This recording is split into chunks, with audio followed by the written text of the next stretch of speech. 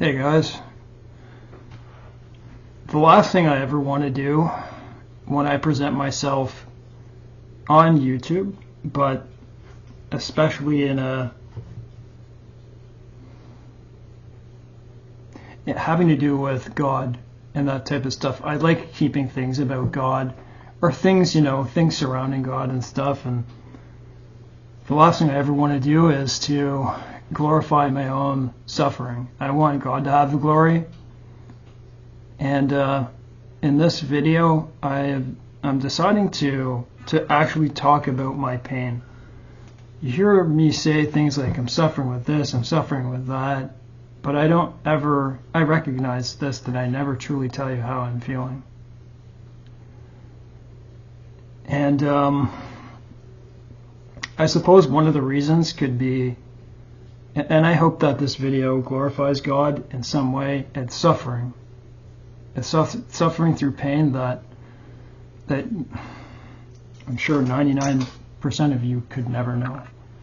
It's that bad. It isn't that bad.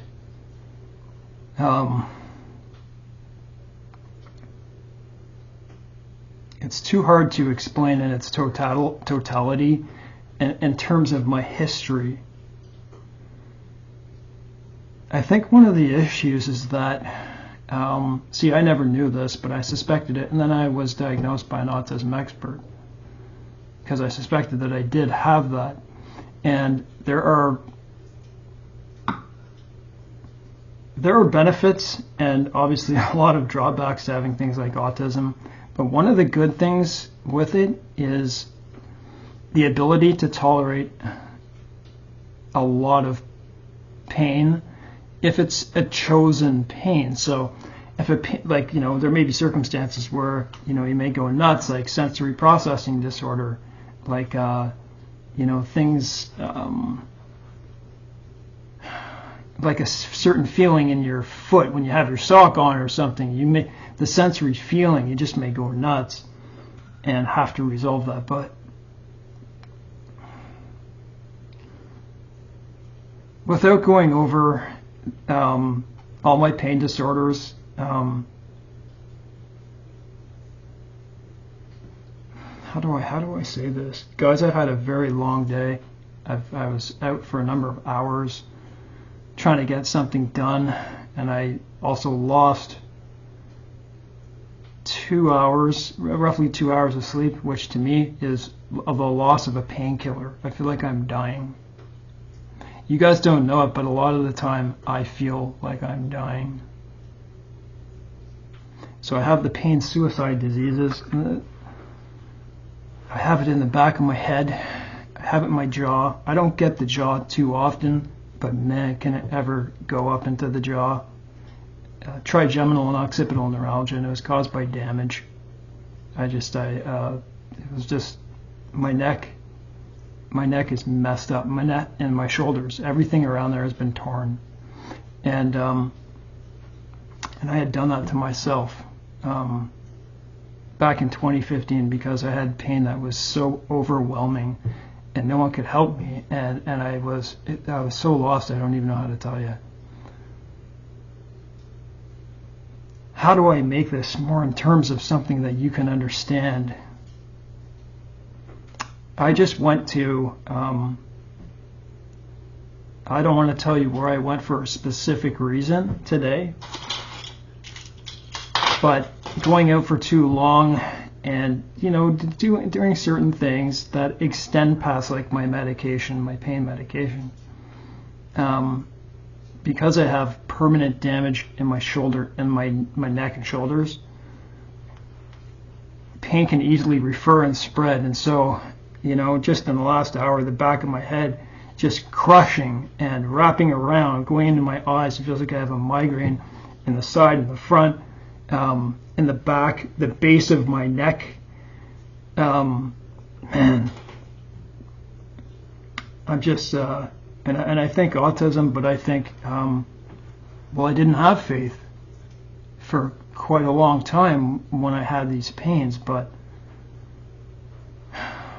the first pain disorder that I had, it came from a serious medication side effect indirectly because I had convulsions, and they were repeatedly over a number of months, and it tore my neck and it spread into my face and then into my body, and my skin was burning, and it was very hard to move my body, and pain suicide disease. People take their life because the pain is so overwhelming. So it's just my body was on fire. I couldn't even wear the same clothes anymore. I was so distraught, and no pain medications were really doing anything. And then I harmed myself. I went into suicide mode with the pain suicide disease, and I harmed myself further. And then in 2009, the first time I harmed myself, man, that's why I have such abdominal trouble. You can look back at my videos to see why, and I shouldn't be alive, part 1 to 4. My abdomen. I was trying to figure out what was going on, and it was called the splenic flexure syndrome, and my abdomen was burning, and it was aching, and it was twisting, and it just hurt so much, and I didn't know what to do. It was like, I don't know how to describe to you that in each category, the back of my head, my shoulders, each day I face 9 out of 10. And when it gets to 10 out of 10, that's what I had an hour ago. And then it goes up, it goes down. But my abdomen was so bad, and I couldn't figure out what was going on. I was going repeatedly to doctors, and all I could do was hold my abdomen, and I felt so lost. Imagine having an acute kidney stone for, 2 years. What was it, 7 to 9? 2 years I went. I went to every friggin' doctor there was. They couldn't tell me anything. And it's because I had surgery on 2 places in my bowel, my colon, and I developed a rare syndrome, a rare colic syndrome, and then the adhesions in my abdomen. I can't even begin to tell you the things that I have been through and what they've done to me. And I live with as much discipline as I can. And I make this now because I have that lack of sleep. Because in my last round of meds and eating, tremendous kidney colic. And my gallbladder from the Moderna shot that triggered another colic disorder, like a gallstone. So how do I keep going? I was lost, and I wanted assisted death. I'm not even close to done. I don't really want to. God came at the right time. How am I taking all these things? And I'm going to be a personal support worker very soon. And man, I'm right in the depths of training to be addictions counselor. It's like running groups, and it's a faith. I couldn't do anything without. I couldn't go travel. I couldn't drive. I couldn't go on my motorcycle. I couldn't do any of these things. Just standing in this picture is such a challenge. I don't even know how to tell you. So in 2009, I broke my ankle, let's just say. And I'm an avid walker, and always have been, and always will be. And I hurt my spine in 2009, and I landed on my coccyx, and my coccyx was crushed. Not broken, but it was hit very hard. And I remember walking one night, and all of a sudden these wicked shocks just went up my legs, and it stopped me right on the spot. And day by day, pretty much day by day, I noticed something was wrong. My legs were really starting to hurt. Then I was getting these shocks, and I was getting these shocks going up my legs. Not like sciatica, like double that. Not the regular type of sciatica, but it goes up the sciatic nerve, but it goes other places too. let's just say this, man. My legs were burning so much I had to go drink alcohol. That's how I was controlling my pain in 2009, walking up to the bars, to the pool halls, just to get alcohol to do that. And eventually I could not walk there any longer. My legs became progressively disabled. I couldn't walk within, I think it was 6 months. Then I found myself sitting on a couch with my mom there, watching The Young and the Restless.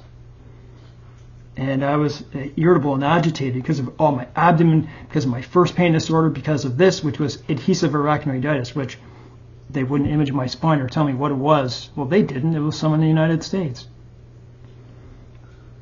because of my suspicions. And I got it diagnosed. The worst pain disorder known to mankind, adhesive arachnoiditis, the devil's disease, the disease of no hope. And I couldn't even walk with a walker.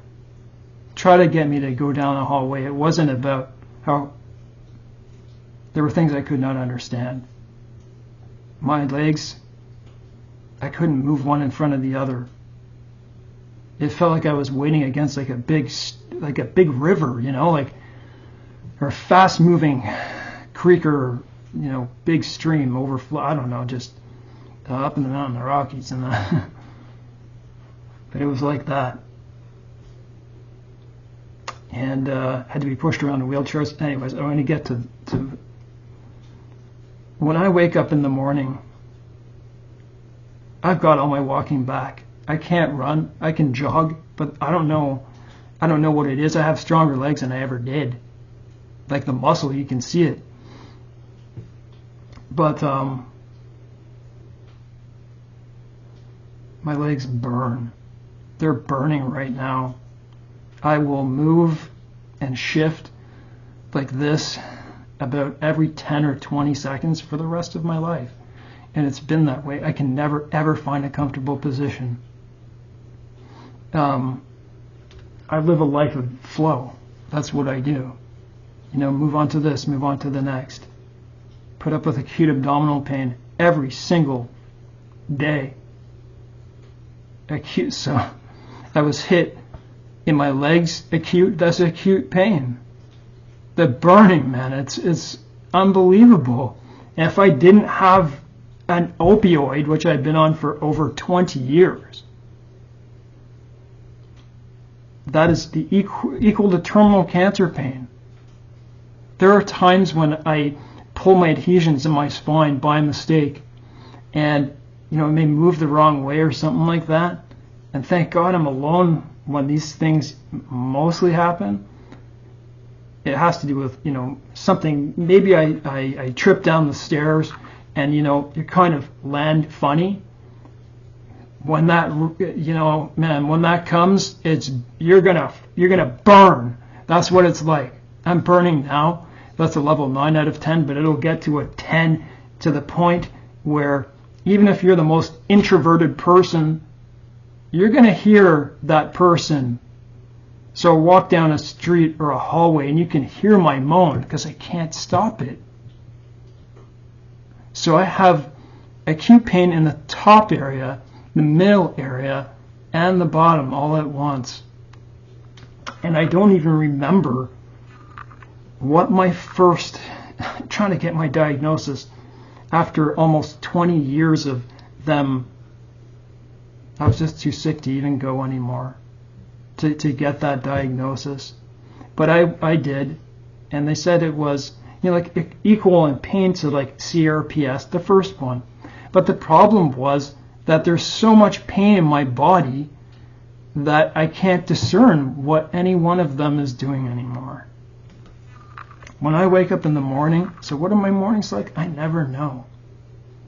I have a lot more faith today that I know I wake up, whatever it is that's going to come at me, I'm going to deal with. And that's the way I've been ever for a long time. Pardon me, I got to get out of this picture. That's another thing. When I move out of this picture, I want to get relief by myself. You know what I mean? It's really like when I have the food there, I have to eat that because of my stomach. I get a little better later. There's trade-offs. I don't know how to explain it, but it's because of the endorphins. I'm a very disciplined man. I would take 2 walks every single day, and if I have to do something that's really intensive, like go wax a car or something like that, I make sure I get a walk with that, to get my endorphins going. Pardon me.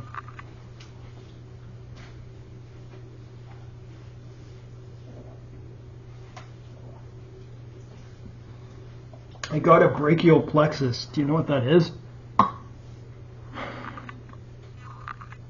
When I harmed myself in 2015, it was because I was in a delirium. Do you know what a delirium is?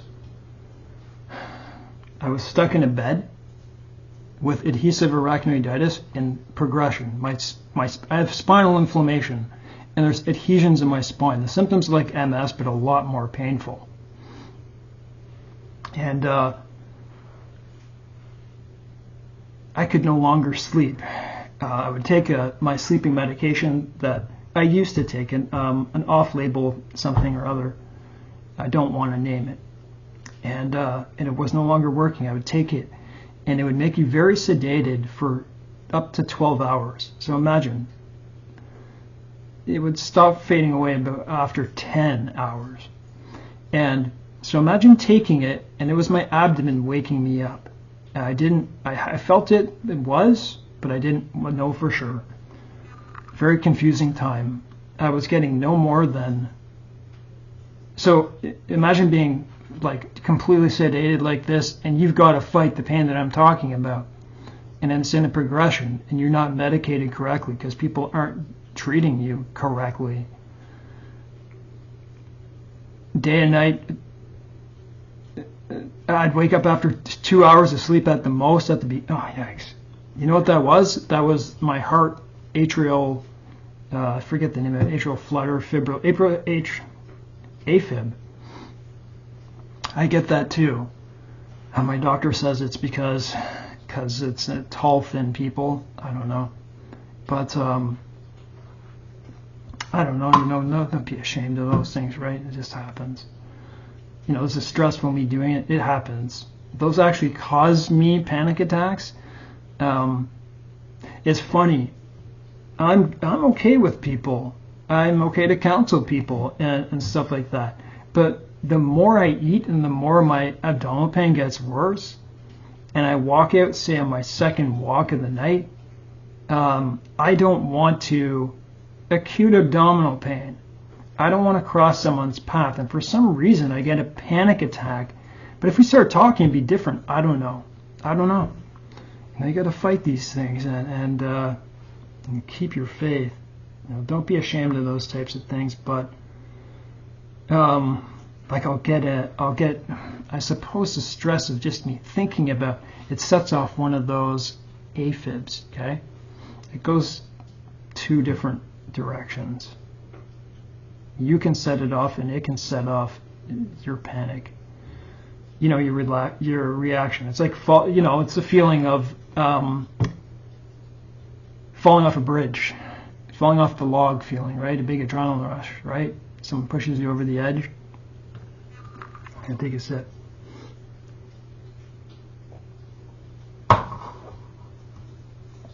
So I was completely caught in a space where I'd wake up being sedated, and I'd have to tolerate that medication for up to 10 hours in that state, and I had to get rid of it. And when I got rid of it, I had nothing. And I was in a state where I couldn't even, I stopped talking. I would say very few words a day. My parents were worried, of course. I had my music playing for months. I just had that to distract me. And I had trouble breathing in my bed, very breathless, on my back. And I went into delirium. I could not sleep for more than an hour most. I was lucky if I ever got 2 hours of sleep in a 24-hour period in a row. And then my dad was having to come into my room, give me Toradol injections for my spine, but not for my spine, like they didn't know. It was just helping my situation. The pain doctor I had, I had a lot of pain in my legs, and that's what she gave me. And then I went and I harmed myself when I took all the strength I had to do that, because I didn't want to live. It really was and can be that bad. But I've built up my body. I'm really fit.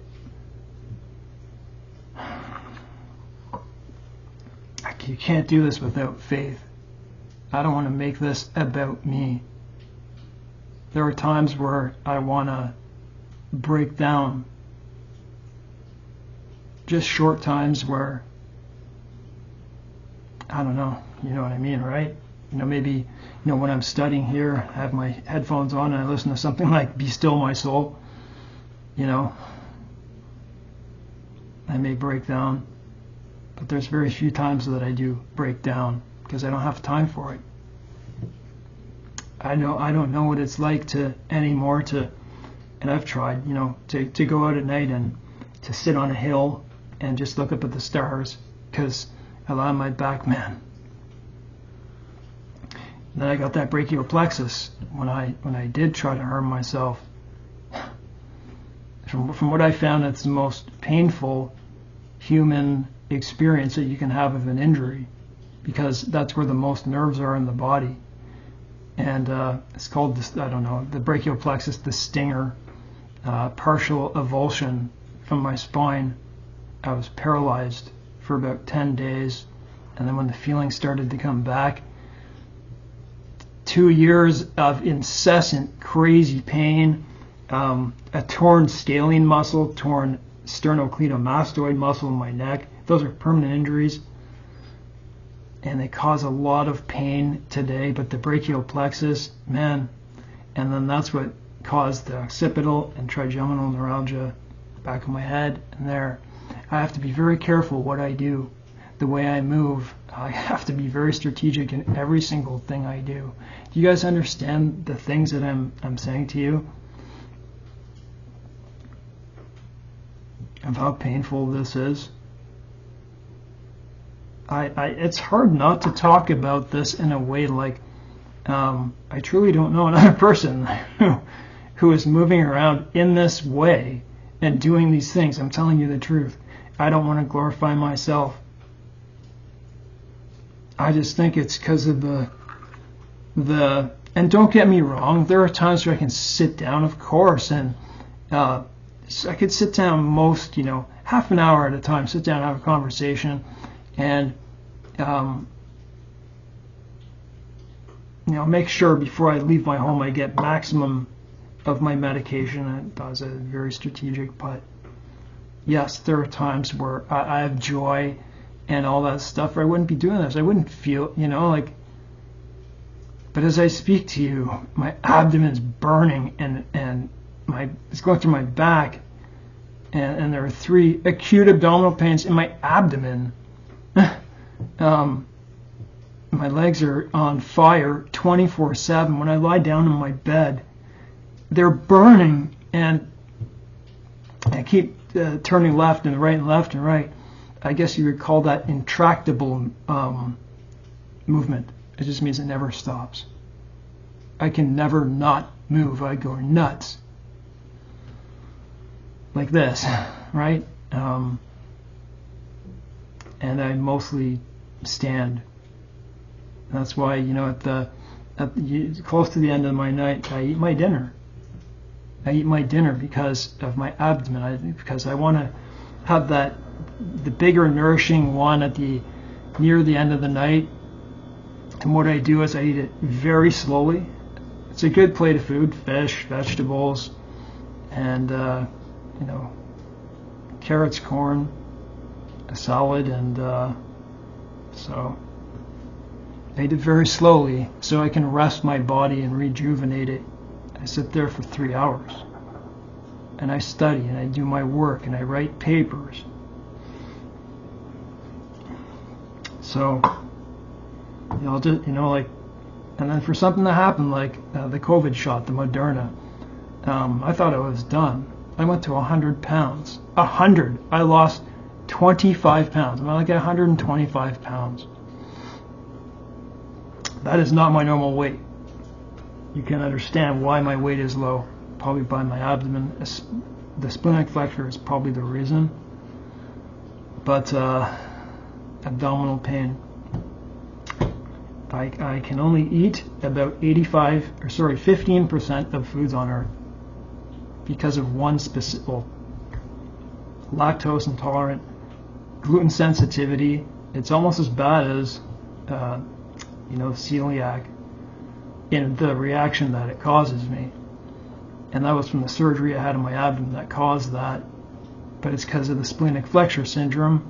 I can't see the list of foods you cannot eat. It is very big.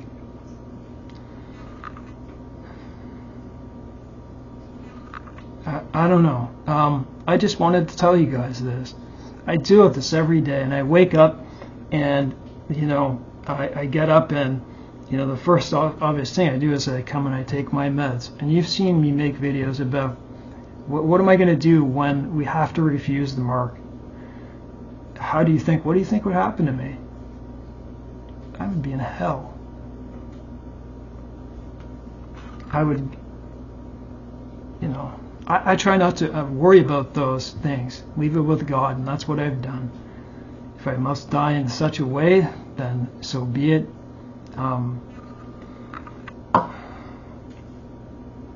But in any case, know that when I'm making these videos, when I say, and I have a voice disorder too, and I didn't know why, but I believe it's because of something I got diagnosed like 2 years ago. My esophageal sphincter. So your esophagus goes from here all the way down to the junction of your stomach, right? The junction where it enters the stomach. Mine is very tight, okay? Really, really tight. And so swallowing is hard. That's why you're seeing all this stuff. And I suppose that's the reason why I developed muscle tension dysphonia. It's not psychological, and it's dysphonia. There's dystonia. They're kind of the same in the way that it's hard to speak, it's hard to boom my voice. I can't sing the way that I liked throughout my life. It's distressing, and I take meds, smooth muscle relaxants for that, and it really helps. I'm not going to go further because and the longer I stay in these videos, the more pain builds up in my abdomen and my body, and it makes me feel like I'm going insane. The totality of my pain together is something that I've never seen anyone else display. I know some people who are, in the category of pain this bad, but I just never seen it this way. And I've been around the pain world for a long time. I think the reason that I'm able to function the way that I do, and if you see me out in society, I might not look like I have problems because I'm moving around, my meds are up, I've had my sleep, and I'm very good at masking if I need to. I've had to do that with my abdomen. I no longer know what it's like to have the comfort that you have of sitting down on a couch and resting and just, for me it's continuous. It does not stop. And, if it troubles you ever hear that I say I wanted assisted death, now you know why. Just that one disorder, the adhesive arachnoiditis, you can look at many articles of people fighting for their right to die, and they've got that. And I'm not going to say I judge those people. I was there, but I'll tell you something. God saved me as I was in that process. I did not have the diagnosis that I have now, and it was God's plan. So, so I make this I'm not saying because I can do it, you can do it. I have different tolerations in certain areas of life, And one of those happens to be pain. Because before I even got pain, I knew mental pain through addiction. Constant withdrawals. And so, I actually believe that this pain that you see now may have saved my life, and it probably did many years ago. So, 17 years or so that I've abused and done that type of stuff. I'll just finish with that, guys. It's faith that the Spirit of God. What would I do without the Spirit of God? I'd walk around like a wreck.